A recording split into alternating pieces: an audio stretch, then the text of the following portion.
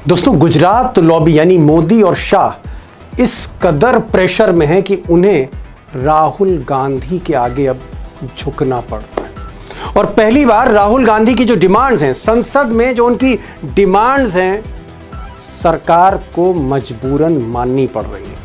और शायद उसकी एक वजह यह भी है कि राहुल गांधी का ये जो नया रोल है, उसके पीछे ये खड़े, जेनजी खड़ी है उसके पीछे। और सरकार को लगता है, मोदी शाह को लगता है कि अगर राहुल गांधी और जेनजी एक हो गए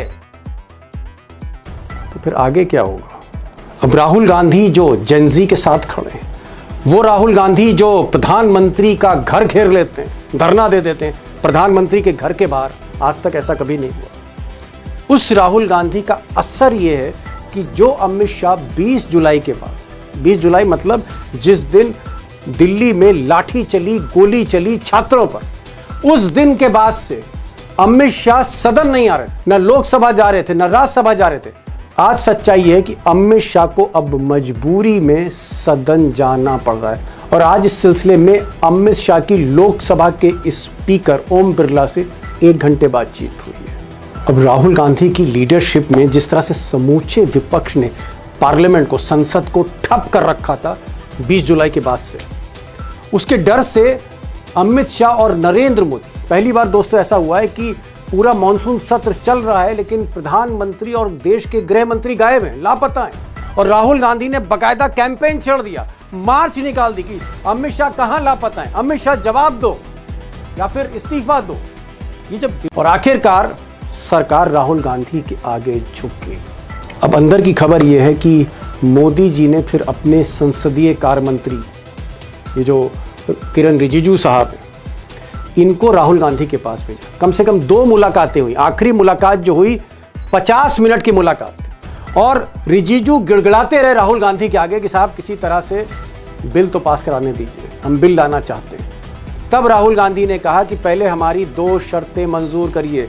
एक तो अमित शाह को सदन में आना पड़ेगा, और 20 जुलाई को लाठी किसने चलाई छात्रों पर, गोली के आदेश किसने दिए, पैलेट गन किसके कहने पर चली, छात्राओं से बदसलूकी किसने की, इसका हिसाब दे, इसका हिसाब देश को दे, सदन में आकर अमित शाह सफाई दे, जवाब दे। पहली शर्त ये। और दूसरी, ये जो राम मंदिर के चंदे की लूट हुई है, इस पर बहस होनी चाहिए और इस पर सरकार अपना पक्ष रखे कि किन परिस्थितियों में ये लूट हुई है और इसके जिम्मेदार आरएसएस के कौन कौन नेता हैं।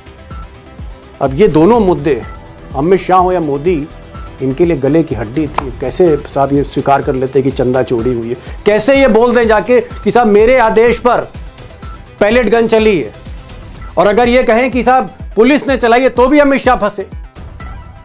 लिहाजा ये एक तरह से आप कह सकते हैं कि गतिरोध बना रहा, और अल्टीमेटली ये बताया जा रहा है कि आज फिर जब राहुल गांधी के हाथ जोड़े गए तो फिर ये तय हुआ कि ठीक है, पहले अमित शाह आए, अपनी बात रखे, फिर हम बिल पर बात करेंगे। और गवर्नर जो है वो गोरखपुर पहुंच गई, योगी के गढ़ में पहुंच गई, और वहां पर आनंदीबेन गवर्नर ने कहा कि योगी जी, यहां स्थिति ठीक नहीं है, हॉस्टल में मेस नहीं है बच्चों के लिए, टिफिन से खाना खा रहे हैं, खाना नहीं मिल रहा है, खाना किस क्वालिटी का मिल रहा है, इनके पास सुविधाएं नहीं है, बच्चों को इस तरह से रख रखाव हो रहा है। मैं तो इनके खाने की जांच कराना चाहूंगी, मैं तो ये सैंपल खुद लेके जाऊंगी। कौन कह रहा है? मोदी जी की गवर्नर आनंदीबेन कह रही है। किसको कह रही है? योगी जी को। किसके बारे में? बच्चों के बारे में, छात्रों के बारे में। सुनिए। और ये तो गोरखपुर है, जहाँ स्वयं हमारे मुख्यमंत्री विराजमान हैं, और वहां ही ऐसी कमियां रहेगी तो क्या होगा। यूनिवर्सिटी में 9 छात्रावास हैं, जिनमें से 3 गर्ल्स हॉस्टल हैं, एक में रिपेयरिंग चल रहा है, अच्छी बात है। 6 बॉयज हॉस्टल हैं, 2 में रिपेयरिंग चल रहा है। गर्ल्स हॉस्टल में मेस चलती है, बॉयज हॉस्टल में नहीं चलती, वहां बाहर से टिफिन में खाना मंगवाते हैं। मैंने तुरंत फूड वालों को बुलाया और सैंपल लिया, और दूसरा सैंपल हम लोगों ने ले लिया कि मैं लखनऊ जाकर सैंपलिंग कराऊंगी। अब सवाल है कि अगले हफ्ते संसद में क्या होगा। आर पार की लड़ाई होगी, राहुल गांधी फिर हावी रहेंगे। इंतजार करेंगे सोमवार का क्या होता है। लेकिन बड़ी बात दोस्तों यह है कि कहीं ना कहीं राहुल गांधी जिस तरह से आक्रामक हो रहे हैं, सरकार दब रही है, और जिस तरह से जेन जी जो युवा शक्ति है, झारखंड हो, महाराष्ट्र हो, जंतर मंतर हो, या बाकी स्टेट्स हो, कर्नाटक हो, या फिर उत्तराखंड हो, या फिर उत्तर प्रदेश हो, बिहार हो, जिस तरह से बच्चे यूनाइट हो रहे हैं, और सिर्फ जेन जी नहीं, जो नेक्स्ट जनरेशन यानी जो 2012 के बाद बच्चे पैदा हुए हैं, जनरेशन अल्फा, ये भी आगे बढ़ रहे हैं। सरकार प्रेशर में तो है, मोदी और शाह दबाव में तो हैं, और आगे क्या होने जा रहा है संसद में, यूपी में। आज मैंने इसलिए दो खास मेहमानों को बुलाया, अशोक वानखेड़े टाइगर हैं। कई सवाल मैंने उनसे किए कि क्या वाकई शाह और मोदी घबराए हुए हैं, और मैंने प्रोफेसर अखिल स्वामी साहब से पूछा है कि ऐसा तो नहीं है कि जेनजी कहीं चुनाव का ही सारा खेलना अपने हाथ में ले लें। तब क्या होगा अगर उत्तर प्रदेश में जब चुनाव हो रहा है और चुनाव में चौकीदार की भूमिका में अगर जेनजी आ गया, तो फिर मशीनों का खेल हो पाएगा? फिर होगा क्या? सुनिए टाइगर, क्या आपको लगता है कि जिस तरह से ये सरकार राम मंदिर का चंदा हो, इथेनॉल का मामला हो, तेल में मिलावट हो, छात्रों का आंदोलन हो, जेनजी छाती पे चढ़ा हुआ है, उधर संसद जो है चल नहीं रही है, क्या आपको लगता है कि कहीं ना कहीं मैं संख्या बल की बात नहीं कर रहा हूं, कहीं ना कहीं गुजरात लॉबी अब अपने ही जाल में आपको फंसती हुई दिख रही है? गुजरात लॉबी फंसी है अपने जाल में, लेकिन वो माने तब ना कि फंसे। मतलब जाल मोदी जी को नहीं दिख रहा? नहीं दिख रहा है उनको, उनको सिर्फ ये दिख रहा है कि मेरा सरकार नहीं जा रही है, नो कॉन्फिडेंस मोशन नहीं आ रहा है। अब आप मुझे बताइए, आप कहते हैं कि कुर्सी बची रहे, बस ये उद्देश्य। उनको सिर्फ सत्ता में रहने से मतलब है, उनको देश से मतलब नहीं है, विपक्ष से मतलब नहीं है, देश के समस्या से मतलब नहीं है। मणिपुर, मैं आपको सिर्फ 30 सेकंड लूंगा, मणिपुर 2 साल तक जल रहा था, मणिपुर पे बात करने को तैयार नहीं था सदन। विपक्ष ने मणिपुर को लेके नो कॉन्फिडेंस मोशन लाया, विपक्ष मणिपुर को लेके बोला, क्या उसके जवाब में सरकार कुछ बोली? मणिपुर पे सरकार जवाहरलाल नेहरू पे बोली, सरकार इंदिरा गांधी पे बोली, सरकार आपातकाल पे बोली, सरकार विपक्ष पे हंस रही थी, लेकिन मणिपुर पे नो कॉन्फिडेंस मोशन था, उस पे बात नहीं की। तो सरकार ने तभी निर्लज्जता की सारी हदें पार कर रखी थी। इन लोगों की जवाबदेही मांगना मतलब फूटे घड़े में पानी डालना है। किस बात की जवाबदेही दी अभी तक? 2014 से आप मुझे बताइए कौन से बात की जवाबदेही दी उन्होंने? अरे 3 किसान कानून वापस भी लिए तो एहसान जताए किसानों पे, और ये कहा कि मैंने तो अच्छे मन से लाया, किसान समझ ही नहीं पाए कि इस कानून कितने अच्छे हैं। मतलब किसान मूर्ख हो तुम समझ नहीं पाए, मैं तो अच्छा आदमी हूं, मैं तो अच्छा करने के लिए लाया था। प्रोफेसर साहब, अल्टीमेटली 12 दिन बाद या 13 दिन बाद अमित शाह को सदन में आना तो पड़ेगा, और 20 जुलाई पे बोलना भी पड़ेगा।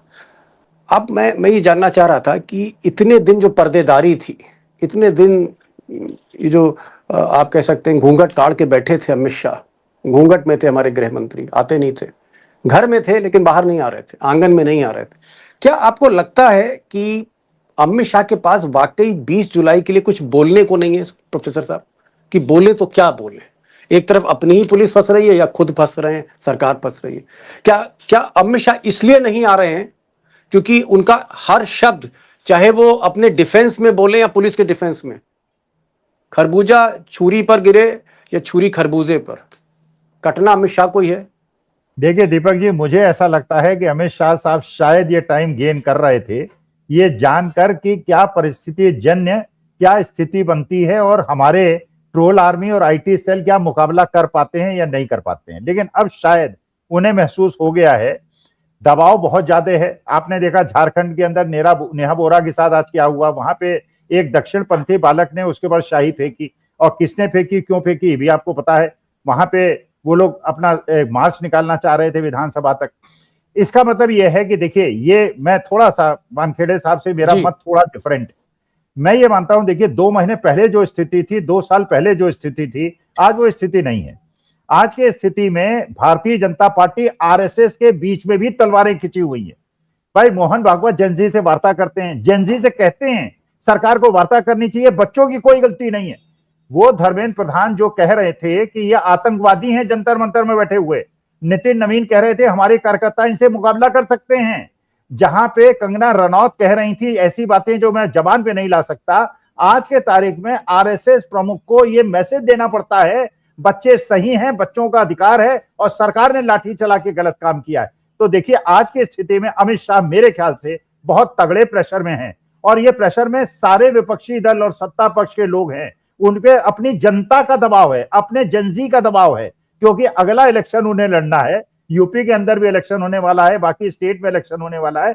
जनता का दबाव है, जनजी का दबाव है और क्या वोटिंग में होगा, क्या होगा, अमित शाह साहब को कहीं उन्हीं के लोग नहीं घेर लेंगे। मैं इसमें I am keeping my fingers crossed, क्योंकि दबाव गुजरात लॉबी के अगेंस्ट जो भारतीय जनता पार्टी की लॉबी है वो खड़ी हो गई है और ये पूरी तरह से विखंडित हो गए हैं। आज के तारीख में उनके अंदर यूनिटी नहीं है, ये मेरा मानना है।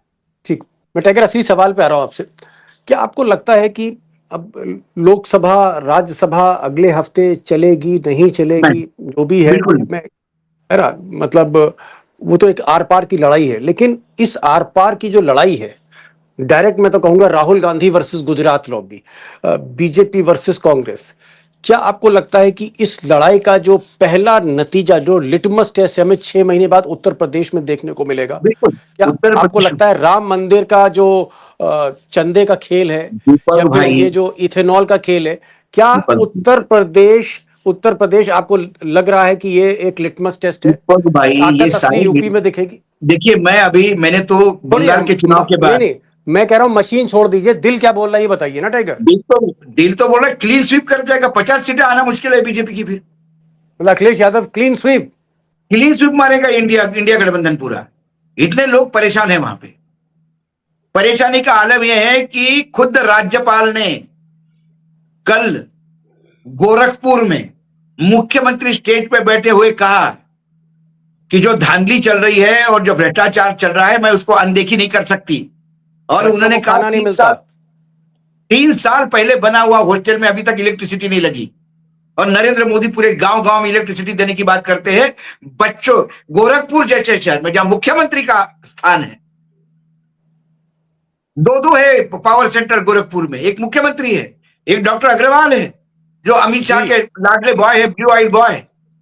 उनके होते हुए भी वहां बच्चों को 3 साल से हॉस्टल बनाए लेकिन इलेक्ट्रिसिटी का कनेक्शन नहीं मिला। और ये राज्यपाल कहती है वहां पे स्टेज पे सबके सामने, राज्यपाल ने यहाँ से सैंपल मैं मेरे साथ लेके जा रही हूँ लखनऊ चेक करने, क्योंकि तुम पे भरोसा नहीं, तुम रास्ते में सैंपल बदलवा दोगे।